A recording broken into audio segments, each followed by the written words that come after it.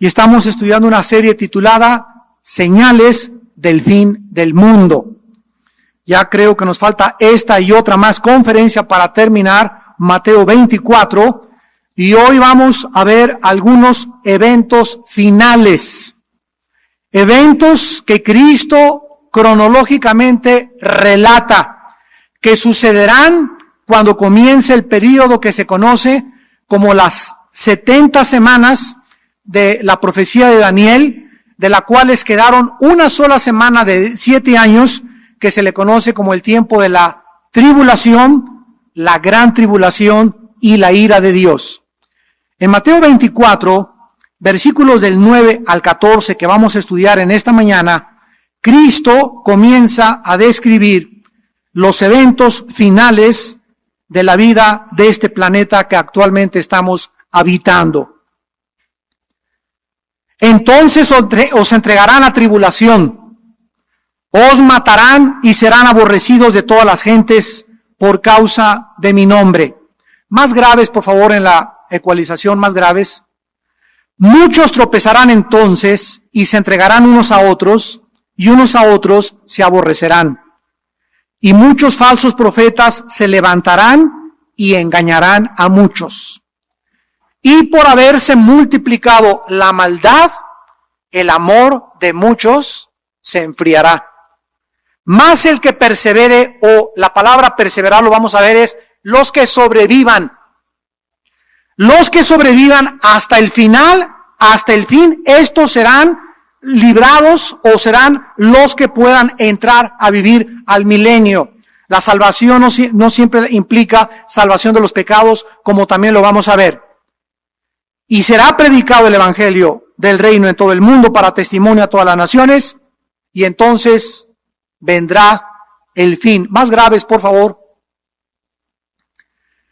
Vamos a ver a continuación que Jesucristo está describiendo los eventos que se van a manifestar o se van a ir acomodando conforme vayamos aproximándonos al final de la última época de la iglesia, pero recordamos que antes de que se desarrollen estos elementos o estos eventos, antes que es la época que estamos tú y yo viviendo, van a preparar estas circunstancias para que podamos vislumbrar qué tan lejos nos encontramos del final de los eventos del planeta Tierra. Dice en primer lugar Cristo en el versículo 9 que nos van a entregar a tribulación. Número 1, van a ser muertos muchos cristianos. Los cristianos van a ser odiados o aborrecidos de todas las gentes por causa del nombre de Jesucristo. En ese tiempo de persecución, muchos cristianos van a tropezar. La palabra tropezar en el griego es escandalizo. O sea, habrá escándalos dentro de la iglesia de Jesucristo. Y se entregarán unos a otros, y unos a otros se aborrecerán. Quiero que nosotros, en este momento, comencemos a recordar de qué forma la humanidad se está deshumanizando.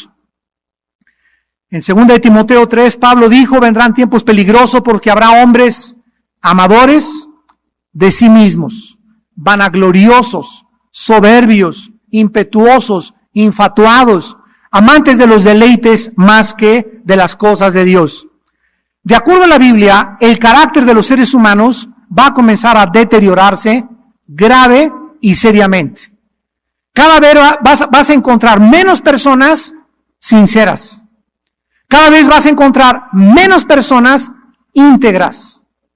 Cada vez vas a encontrar menos personas que buscan tu amistad no por lo que tienes o por los que le vayas a dar, sino porque lo que realmente somos y el corazón que tenemos. Cada vez habrá personas más convenencieras, más abusivas, más prepotentes, más arbitrariedades, más herejías. El mundo irá de mal en peor. En ninguna parte de la Biblia nos muestra que habrá un avivamiento mundial antes de la venida de Cristo. Todo lo contrario, la apostasía comenzará a reinar. El amor entre los cristianos se va a enfriar. Y todo esto formará parte de la prueba de si tú y yo somos verdaderamente hijos e hijas de Dios. La Biblia dice, pues, que la maldad del mundo, la presión del mundo, el odio del mundo contra las cosas de Dios va a ir en aumento. Y todas estas cosas servirán para probar y refinar nuestro carácter delante de Dios. Veamos esta verdad en el libro de Apocalipsis, porque tanto el apóstol Juan como Mateo coincidieron en la persecución de la iglesia de manos del anticristo. Dice Apocalipsis capítulo 13, versículo 7, hablando del anticristo. Y se le permitió hacer guerra contra los santos y vencerlos.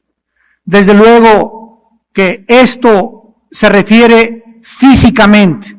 O sea, Dios ha permitido en diferentes épocas de la historia que emperadores o dictadores o gobernantes persigan a la iglesia, y Dios ha permitido que la iglesia sufra de manos de estas personas.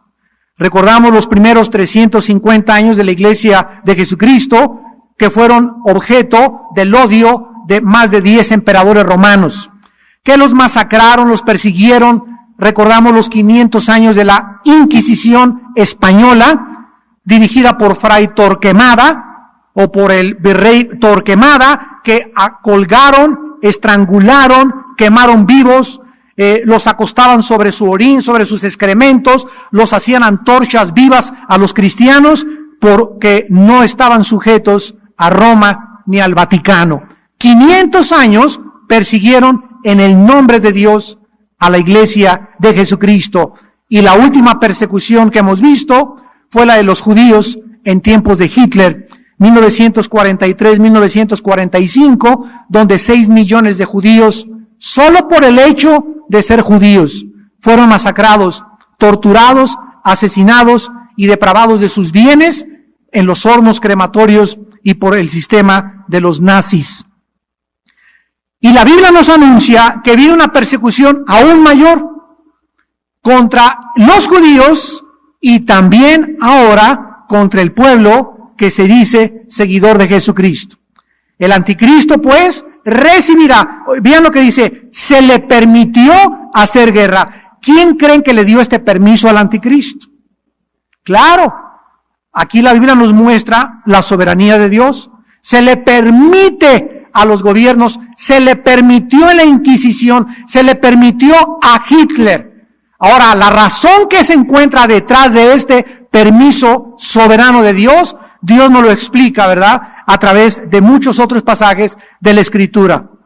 Yo estoy compartiendo actualmente una serie en la Iglesia del Sur todos los jueves que se llama Dios y el conocimiento del mal. Yo les recomiendo estas conferencias. Dios y el conocimiento del mal. Llevamos como 3 o 4 donde estoy abordando los problemas teológicos más profundos de la existencia del mal en las Sagradas Escrituras. Bueno, vemos pues entonces en primer lugar esta persecución, Apocalipsis 14, versículo 13, oí una voz que desde el cielo me decía, escribe, bienaventurados de aquí en adelante los muertos que mueren en el Señor. Sí, dice el Espíritu, descansarán de sus trabajos porque sus obras con ellos siguen. Vamos a reflexionar un poco en esta persecución. Tú y yo tenemos que morir. Todos tenemos que morir algún día. A lo mejor tú vas a caer muerto en un avionazo. A lo mejor la semana que entra te machuca un carro. A lo mejor sufres una embolia cerebral, un ataque al corazón. A lo mejor mueres de muerte natural, pero todos tenemos que morir de alguna forma. Cuando Dios permite que el mundo persiga a su iglesia o a sus santos y los santos caigan víctimas de esta persecución, es el mayor privilegio que un hijo y una hija de Dios puede recibir de Dios. Morir como mártires. Los mártires, que son aquellos cristianos que por el nombre y por la causa del Evangelio de Cristo han entregado y han sufrido los horrores, la persecución, el desprecio y el ridículo del mundo, no nos imaginamos, aunque la Biblia lo revela, la grandeza de la posición que ocuparán ellos en el cielo. En Apocalipsis 20, vayamos a Apocalipsis 20, se nos revela o se nos da un vislumbre de esta verdad. Dice en Apocalipsis 20, versículo 4, y vi tronos, y se sentaron sobre ellos los que recibieron facultad de juzgar, y vi las almas de los decapitados por causa del testimonio de Jesús y por la palabra de Dios, los que no habían adorado a la bestia ni a la imagen, y que no recibieron la marca en sus frentes ni en sus manos, y vivieron y reinaron con Cristo 1000 años. ¿Quiénes son aquellos seres humanos que en el milenio tendrán la mejor posición de autoridad? ¿Quiénes son aquellos que van a tener tronos y sentarse con la facultad de juzgar? Los mártires de Jesús. Entonces ahorita nos parece, cómo Dios puede permitir que a su iglesia y maten a este pastor y maten a aquella persona y se muere esa familia, porque la Biblia dice, los que mueren en Cristo descansan de sus obras. Es 1000 veces mejor partir a la otra vida, donde la muerte es la liberación de nuestra alma y de nuestro espíritu, y estar en la presencia de Dios, que seguir en esta vida sufriendo. Así que Dios nos muestra diferentes perspectivas al respecto. Vayamos ahora a Apocalipsis 15, versículos del 2 al 4. En todos estos pasajes, la Biblia menciona a los mártires.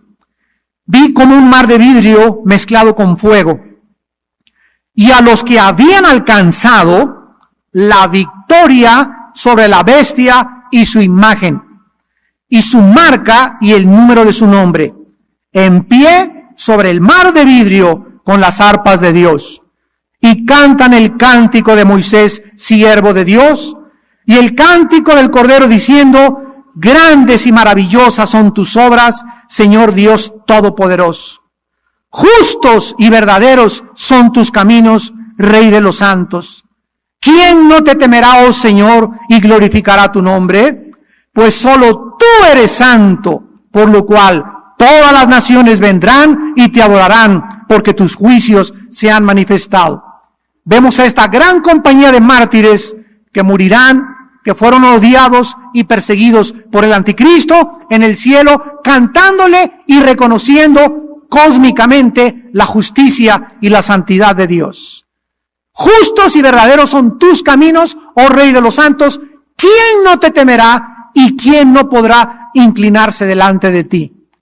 Esta es la descripción que la Biblia nos muestra de la iglesia de Jesucristo. Ahora retrocedamos al libro de Daniel, escrito 600 años antes de que esto se escribiera, porque Daniel en el capítulo 7 es de los primeros profetas que escribieron acerca del levantamiento del cuerno pequeño, como le llama Daniel al anticristo, y de la persecución del pueblo de Dios durante el reinado del último dictador mundial. Dice Daniel capítulo 7, versículo 21, y veía yo que este cuerno hacía guerra contra los santos y los vencía. Lo mismo que escribió Juan 650 años después de Daniel. Se le permitió hacer guerra contra los santos y vencerlos. Daniel capítulo 8, versículo 24. Y su poder, está hablando del anticristo también, se fortalecerá, mas no con fuerza propia, o sea, es Satanás el que le dará el poder al anticristo y la fuerza que tendrá, y causará grandes ruinas y prosperará y hará arbitrariamente, y destruirá a los fuertes y al pueblo de los santos. Vemos pues que tanto Daniel como el Señor Jesucristo, como el apóstol Juan, profetizaron que se acerca el tiempo en la que el mundo adorará al anticristo, se inclinará ante este dictador mundial y el odio del mundo se volverá contra aquellos que siguen la verdad. Si hace 2000 años en una cruz el mundo odió a Cristo y el mundo crucificó a Cristo, ¿qué no harán también con los discípulos de Cristo? En Juan 15 Cristo dijo: si a mí me aborrecieron, a ustedes también los van a aborrecer. Quiero preguntarte antes de pasar al segundo evento en Mateo 24, ¿estás tú actualmente siendo perseguido o perseguida, ridiculizado o ridiculizada por algún miembro de tu familia o amistades por el hecho de que eres cristiano o de que eres cristiana? ¿Eres objeto de persecución, de burlas y de mentiras y calumnias porque el testimonio que tú tienes es tan fuerte que la gente a tu alrededor rechaza inclusive tu amistad por el hecho de que eres cristiano? Si tú no tienes ninguna persona que te persiga por causa de Cristo, no por las deudas que tienes, y no tienes personas que te aborrecen porque eres cristiano, la Biblia dice que no vives cerca de Dios, porque dice en 2 Timoteo 3:12, todo el que quiera vivir piadosamente padecerá persecución. Filipenses 1:29, y nos es concedido a nosotros, no solo que creamos en el nombre de Cristo, sino también que padezcamos por su nombre. Regresamos a Mateo, y dice Cristo en segundo lugar, versículo 11, que muchos falsos profetas, Mateo 24:11, se levantarán y engañarán a muchos. Una de las claves para descubrir de qué forma está operando el falso espíritu de profecía actualmente en el mundo es que ahorita hay una corriente fortísima dentro de la iglesia de Cristo, donde cientos o miles de cristianos creen que están siendo guiados por profecías. Miren, déjenme darles un ejemplo. Mi esposa y yo acabamos de regresar de la ciudad de Dallas, Texas. Y en una revista cristiana, esto es un botón de muestra de lo que está pasando en el mundo, en la iglesia de Cristo. En una revista cristiana de iglesias hispánicas en Texas, una de las más famosas revistas, me reservo el nombre de la revista, recorté esta página donde tiene una mano pintada. Tiene una mano pintada esta revista y dice así, activando su fe en Dios. No te la acabas con lo que vas a oír. Y dice así, el pastor fulano de tal quiere que ponga usted su mano sobre esta mano. Y atrás vienen las instrucciones de la mano. Número 1, ponga su mano sobre el dibujo de la mano de este pastor, y aquí viene el nombre del pastor, y haga un punto de contacto con la mano. Número 2, escriba su petición sobre el espacio abajo indicado. Aquí atrás hay un cuadrito que dice, mi petición. Número 3, sea parte de la visión de seguir predicando el evangelio y envíe esta carta junto con la mano recortada al pastor, el cual orará por su petición, le regresará la mano ungida con aceite de la unción. Número 5, se le devolverá a vuelta de correo esta misma carta junto con un pañuelo ungido. Y crea ya que Dios ha hecho el milagro.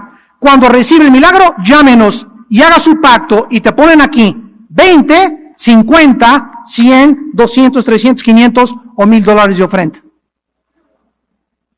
Esto es lo que está pasando en la iglesia de Jesucristo. Y los cristianos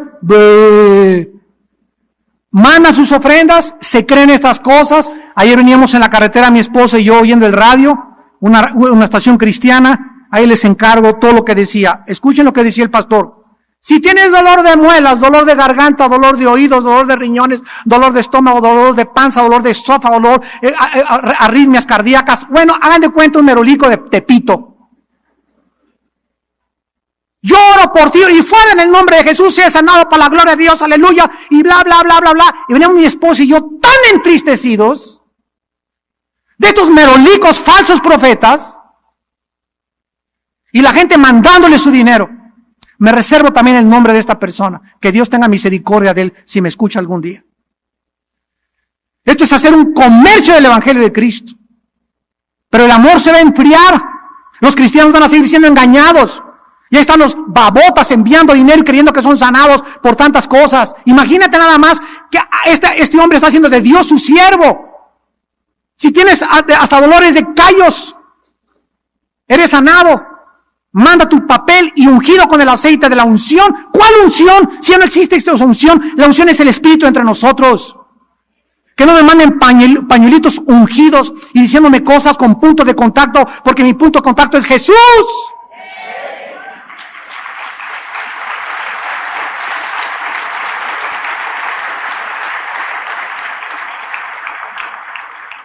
Miren ustedes en el libro de Zacarías,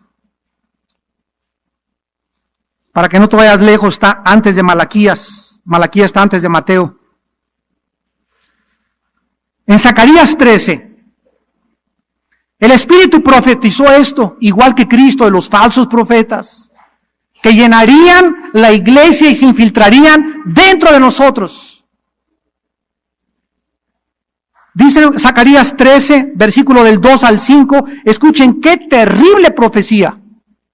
Y en aquel día, está hablando de la venida de Cristo, Zacarías 13, versículo 2 al 5, en aquel día, dice Jehová de los ejércitos, quitaré de la tierra los nombres de las imágenes. Nunca más serán recordados. Y también haré cortar de la tierra a los profetas y al espíritu de inmundicia. Y acontecerá que cuando alguno profetizare aún, le dirá su padre y su madre que lo engendraron: no vivirás, porque has hablado mentira en el nombre de Jehová, en el nombre de Jehová. Y su padre y su madre que lo engendraron le traspasarán cuando profetizare. Y sucederá en aquel tiempo que todos los profetas se avergonzarán de su visión. O sea, cuando Cristo venga, Él dijo, ¿hallará fe en la tierra? Cuando Cristo venga, la profecía estará tan degradada y tan degenerada que los falsos profetas ya se fueron con Él. Y se quedaron los falsos profetas engañando a aquellos que no recibieron el amor de la verdad para ser libres. Acontecerá que todos los profetas se avergonzarán de su visión cuando profetizaren y nunca más vestirán el manto velloso para mentir. Ya está la preparación en este tiempo que vivimos de la iglesia. ¿Cómo podrás tú distinguir cuando alguien en el radio, en la televisión, una revista que lees, es verdad? La única cosa que tenemos para distinguir y discernir entre el espíritu de verdad y el espíritu de error es el Espíritu Santo. O sea que tienes que ser lleno del Espíritu Santo para tener esta capacidad de discernir entre lo que es real y lo que es falso, el blanco y el negro, la verdad y la mentira. Y si tú no tienes esta capacidad de ser lleno del Espíritu Santo, vas a ser engañado. Y ahí están en Texas y tal vez en muchas partes también de California, las iglesias hispanas, los hermanos, mi esposo y yo estamos tristes porque los hermanos que mandan sus ofrendas y que creen a estos merolicos de la palabra de Dios son personas y cristianos ignorantes de la Biblia, de la doctrina de la palabra de Dios. Porque ya no se predica la palabra de Dios, ya no hay doctrina casi en ninguna iglesia. Y como son ignorantes, caen fácilmente por su ingenuidad en el error y en la mentira del enemigo. Cristo dijo, se levantarán falsos profetas y engañarán a muchos, y muchos por haberse multiplicado la maldad, el amor se enfriará. En tercer lugar, el surgimiento de la maldad es interesante, porque la palabra maldad, apúntalo ahí en Mateo 24:2, es la palabra griega anomia, que significa sin ley. Es un prefijo que significa sin, y nomia o nomos es ley. Ateo, sin, teos, Dios, Dios. Ateo es sin Dios. Anomia es sin ley. Entonces se va a multiplicar la rebelión. La rebelión de los seres humanos contra la autoridad. Miren ustedes, Dios cuando nos creó y cuando creó a Satanás y a todas las criaturas que ha creado, Dios le puso restricciones a sus criaturas. Restricciones son delimitaciones, son fronteras. Porque no somos dioses para hacer lo que querramos. No somos autónomos. Somos libres, pero no autónomos. Autónomo significa que yo me gobierno a mí mismo. Y la autonomía es un pecado muy grande contra Dios, porque Él es el único ser autónomo que no le da cuentas a nadie. Yo soy una criatura, no soy autónomo, soy libre, pero no para hacer el libertinaje de mi libertad y hacer lo que me da la gana. Tengo restricciones, tengo limitaciones, y desde que nacemos, nacemos con ellas. Observen, cuando estabas en el vientre de tu madre, y yo también, nacimos encerrados. Ahí estábamos 9 meses, rodeados como en una cárcel, nadando en el líquido, ¿verdad? Ni un biótico, y nos sacaron del vientre de nuestra madre y nos ponen en otra cárcel, en una cuna. Con barrotes por todos lados. Desde que nacemos, ¿qué cosa? Restringidos, limitados, con fronteras. Creces y no hagas esto, no te metas los dedos a la nariz, come bien, no agarres el tenedor, y continuamente estamos siendo ordenados, corregidos, exhortados, hasta que llegamos a una edad de 18, 19 años, que si en esa edad de 18, 19 años, tú no aceptaste la autoridad de tus padres y de tus maestros, entonces sufrirás por tu rebelión. Porque ningún ser humano puede existir en este mundo sin que alguien no le tenga que decir algo, llamarle la atención o exhortarlo. A mi esposa, Dios me da la autoridad de yo ser su exhortador, y si ella me escucha, ¿verdad?, es bendecida. Dios le da a mi esposa la calidad de exhortarme a mí, yo debo reconocerla a ella y exhibir su exhortación. Las ovejas con sus pastores, los alumnos con sus maestros, los ciudadanos con la policía y las autoridades civiles. ¿Qué está pasando en México? En México estamos viendo ahorita un clima increíble de anarquía, donde los municipios están siendo asaltados por la gente. Los indígenas están demandando sus derechos, violando los derechos de terceras personas, quemando, encerrando camiones de la policía, y están desparramándose por las calles, y el gobierno se ha visto de una forma increíble, ¿verdad?, impedido para hacer que el orden regrese a nuestro país. Cuando el gobierno, cuando la policía no actúa y no se impiden este tipo de manifestaciones, donde tú puedes manifestarse, pero si tú rompes el orden de tu manifestación, pierdes tu derecho de manifestarte, entonces viene la anarquía. Es el espíritu anomia, el espíritu contra la ley, y está creciendo en el mundo. Por todos lados, hijos contra los padres, maestros contra el gobierno, enfermeras contra el gobierno, indígenas contra el gobierno, todo mundo contra todo mundo, protestas de doctores, protestas de electricistas, todo el mundo está protestando. Y qué bueno que hay una voz en un sistema democrático donde se manifieste qué es lo que anhelamos, sin lesionar los derechos de terceras personas. Porque ahí, repito, caemos en la anarquía. Cuando algún grupo de personas bloquea una carretera federal, y durante 24 horas tú no puedes llegar a México y te tienen que enviar por una desviación porque están impidiendo el paso ciudadanos, ahí es la anarquía. Y eso lo castiga Dios muy severamente en la Biblia. No se puede permitir esto, pero el mundo está entrando en esta fase de anarquía. Les voy a dar otro ejemplo internacional. Vino la guerra de Irak. Todos los noticieros del mundo, sin excepción, menos los cristianos, comenzaron a difundir una guerra donde la víctima era Saddam Hussein y sus hijos. Los agresores, los invasores, los yanquis, los violadores de la libertad eran los americanos y los ingleses, que fueron a invadir, no a liberar, a invadir a Irak. Pasó el tiempo, vino la liberación del pueblo de Irak y surgió un escritor famoso que se llama Mario Vargas Llosa, de Perú. Ayer terminó en el periódico Reforma todos sus reportajes de la guerra de Irak. Y durante todo este tiempo, como no encontraron armas de destrucción masiva, porque era lo que el mundo quería que encontraran, atacaron y siguen atacando y dándole duro a Estados Unidos, a Inglaterra, a Australia y los países que se manifestaron acordes a esta liberación del pueblo de Irak, porque no les interesaba a los iraquíes, les importaba encontrar las armas. Este escritor, Mario Vargas Llosa, peruano, famoso, premio Nobel de Literatura, sacó 7 reportajes en el periódico Reforma, ayer fue el último, donde narra las atrocidades y los crímenes que hizo Saddam Hussein con su pueblo. Escucha, dice Mario Vargas Llosa que Hussein mató más personas que José Stalin en Rusia. Se calcula que fueron más de 7 millones de iraquíes los que murieron desde 1988 al 2003 de manos del régimen del partido Ba'ath de Saddam Hussein.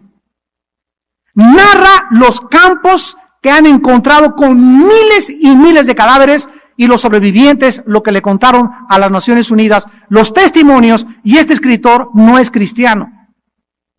Pero para que el mundo cobre conciencia, ¿qué importa que hayan encontrado o no hayan encontrado? Los angelitos de Hussein, gracias a Dios que quién sabe dónde están ahorita, ya los mataron, ¿verdad? Uday y Usay, los hijos de Hussein, violaban a las niñas menores de 11 y 10 años de edad. Era su hobby. Y llegaban a un partido de fútbol o llegaban a una fiesta y les gustaba una niña, no jóvenes, niñas. Así de depravados y degenerados eran. Y mandaban a sus secuaces, los guardianes, guardaespaldas, a que trajeran a la niña. Y si los papás les impedían que se llevaran a la niña, mataban a toda la familia. Por eso llegaron los americanos y eran los ingleses y los australianos ahí a Irak y estaban todos aterrorizados. No, patroncito Hussein es el patrón. ¿Por qué? Porque estaban controlados por el temor. Nadie quería hablar ni decir la verdad. Pero conforme el mundo está viendo que está habiendo más libertad, están comenzando a recobrar otra vez esa libertad de expresión durante la cual lo sumieron durante más de 15 años. Si yo hubiera sido iraquí, hubiera sido yo mexicano, gracias a Dios que en México jamás hemos atravesado algo semejante. Pero ellos gritaban y decían, ¿por qué antes nadie nos hizo caso y nos vino a liberar? ¿Por qué? ¿Por qué el mundo no oyó nuestro clamor? ¿Por qué el mundo no sabía que estábamos amenazados? ¿Por qué el mundo respondió con una forma tan tardía para venir a quitarnos a este monstruo que teníamos como gobernante y dictador internacional?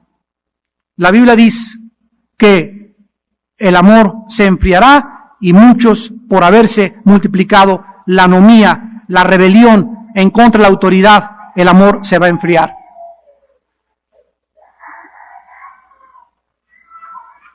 En tercer lugar, en 2 de Tesalonicenses capítulo 2, el apóstol Pablo describe por qué esta maldad, o explica por qué esta maldad se va a manifestar. Ustedes saben que actualmente, si Dios quitara el Espíritu Santo o la iglesia de Jesucristo del mundo, la maldad se desbordaría como un dique que está conteniendo miles de toneladas de agua e inundaría totalmente el mundo completo. Esto sucedió en los tiempos del diluvio universal.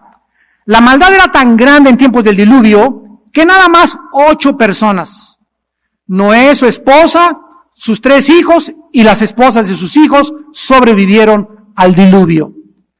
Esta época, Cristo dijo que como en los tiempos de Noé, sería su segunda venida.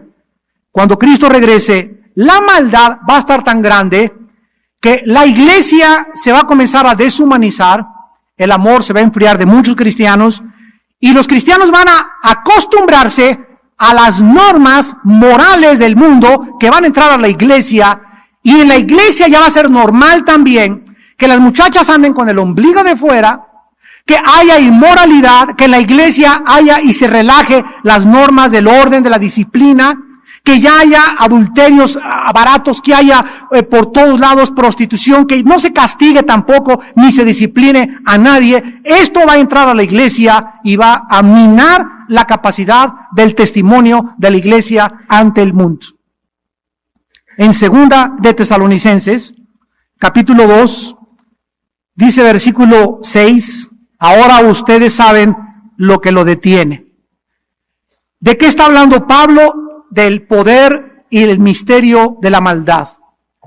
¿Qué está deteniendo que la maldad no se manifieste como debería manifestarse? Contéstame tú. ¿Qué impide en tu casa que no haya tanto pecado como podría haber? ¿Qué impide en tu escuela, en tu salón de clases, en tu trabajo, que no haya tanta maldad como podría haber? Nosotros. Ustedes son la luz del mundo, dijo Jesús. Y cuando tú dejas de alumbrar en tu salón de clases, en tu trabajo, en el área donde tú te desenvuelves, comienza la maldad a apartarse y estás en una oficina, en un salón de clases donde todos se burlan de Dios, donde todos atacan esto, donde que la evolución, y no hay tu voz que se levante y diga, ¡basta! No es verdad eso. La Biblia dice lo contrario. Basta, cuñado, en mi casa no puedes hacer esto. Basta, tío, tú no puedes entrar a mi casa y hacer esto, ni tener ese lenguaje enfrente de mis hijos. Basta, porque yo soy el padre de familia de esta casa. Basta que esto siga sucediendo con mis hijos y con mi esposa. Basta. Pero cuando, no tengo miedo de mi tío, y tengo miedo de mi cuñado, y tengo miedo de mi pariente, y tengo miedo de mi suegro, etcétera, etcétera, y dejas que entre esa maldad, y que a tus hijos les enseñen groserías, y que les permitan ver vacaciones o películas incoherentes, y que les comiencen a enseñar filosofías o doctrinas ajenas a la Biblia, y tú no hagas nada, te has vendido. Has comprometido tus convicciones. Estás prostituyendo tu llamado. Y no estás viviendo de la forma como Cristo nos invitó a vivir. Dice la Biblia en Filipenses, porque estoy puesto para la defensa del Evangelio, dijo Pablo.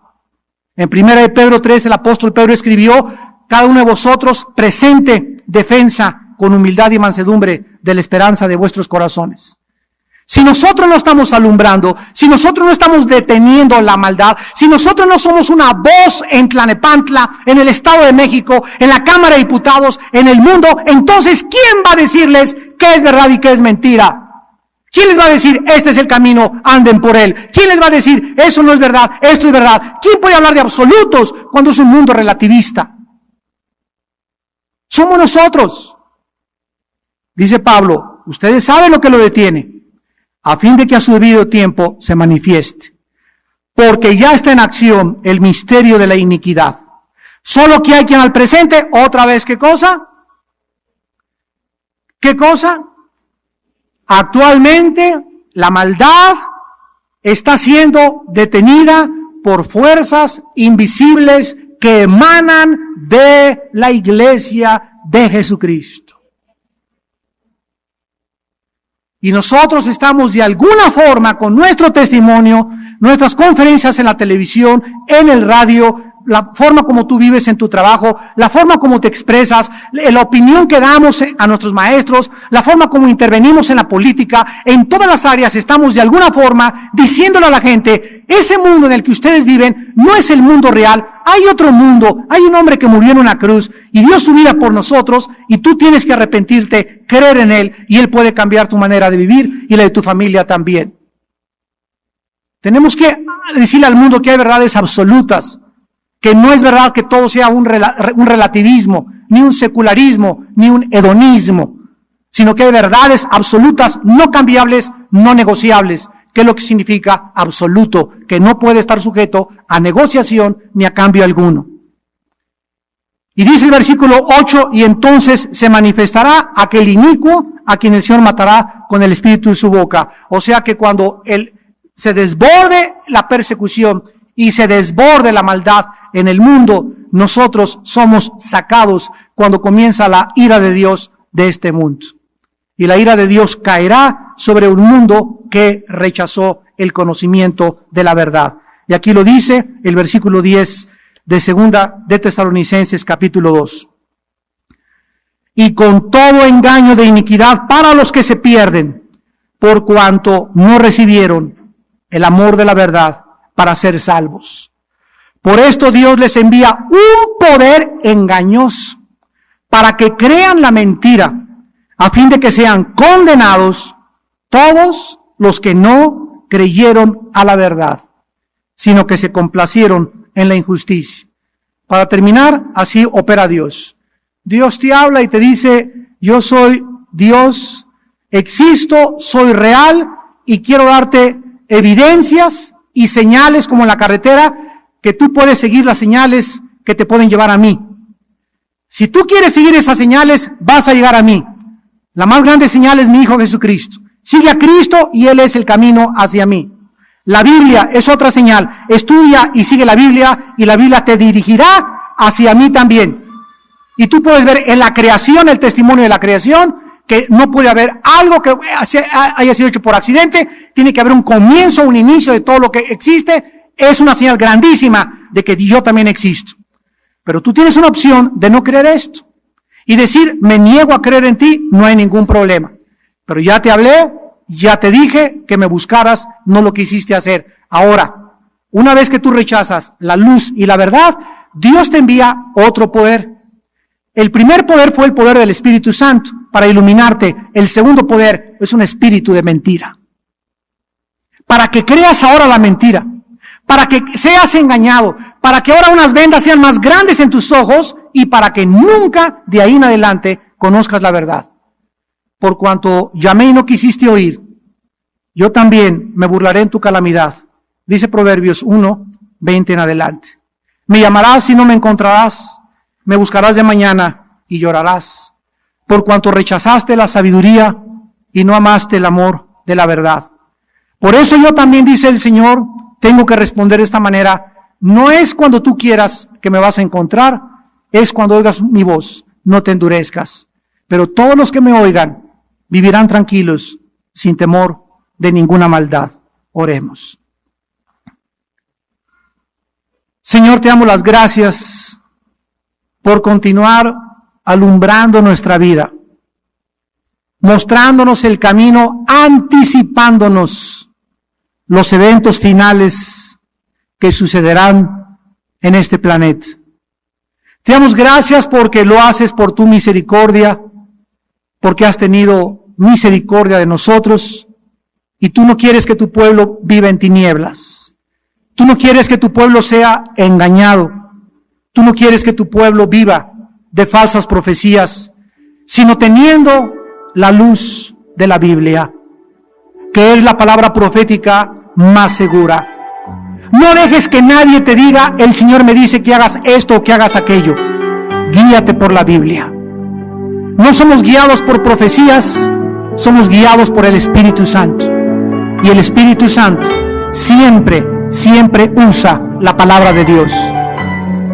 Gracias, Jesús, por la Biblia, la palabra profética más segura, a la cual haríamos bien en estar atentos, como una antorcha que alumbra en medio de tantas tinieblas, de tanta rebelión, de tanta anarquía que nos está rodeando, para que seamos una luz en medio de tanta oscuridad.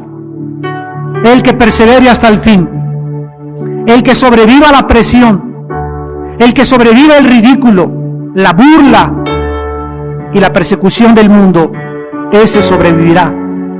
Ese pasará a reinar conmigo al milenio. Ellos son aquellas personas que por causa de su testimonio vencieron al maligno.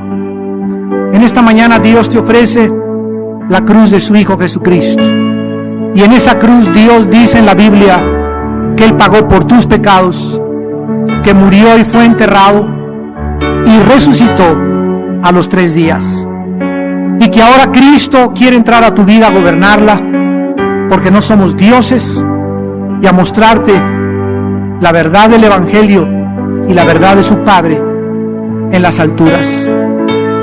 ¿Qué tengo que hacer? Me preguntarás esta tarde para caminar con Dios, para cambiar mi vida, para poder tener esa luz y caminar en la verdad. La Biblia dice que en primer lugar te arrepientas de tus pecados. Arrepiéntete. Reconoce que has vivido equivocadamente, que tu vida es una vida superficial, una vida vana, una vida centrada en tu ego, en tu persona y no en la persona de Jesús. En segundo lugar, cree sencillamente que Jesús es el Hijo de Dios, que pagó por ti en una cruz, que murió y resucitó a los 3 días y que dio su sangre para limpiarnos de nuestros pecados. Y en tercer lugar, recíbele en tu corazón como tu Señor y como tu Salvador, diciéndole estas palabras. Ahí desde tu lugar, dile en tu corazón: Señor mío, te pido perdón por mi vida, por mi terquedad, mi rebelión, mi ingratitud a todo lo que tú has hecho conmigo. Te pido perdón por mis pecados y te doy gracias porque yo nunca hubiera podido pagarlos con ninguna buena obra que hubiera podido hacer. Gracias porque me los perdonas, tampoco porque yo sea una persona buena, porque no lo soy, sino por causa de la sangre de tu Hijo Jesucristo. Señor Jesús, gracias por morir en mi lugar. Gracias por darme tu justicia en este momento y por darme la vida cuando yo merecía la muerte eterna. Te pido que entres a mi vida como mi Señor y te doy las gracias por tu vida y resurrección en tu nombre precioso, Señor Jesús. Amén. Antes de despedirnos, nos gustaría a todos ustedes que hicieron esta oración conocerlos. Jesús dijo: el que me confiese delante de los hombres, yo le confesaré delante del Padre. Todas las personas que Cristo llamó en la Biblia las llamó públicamente.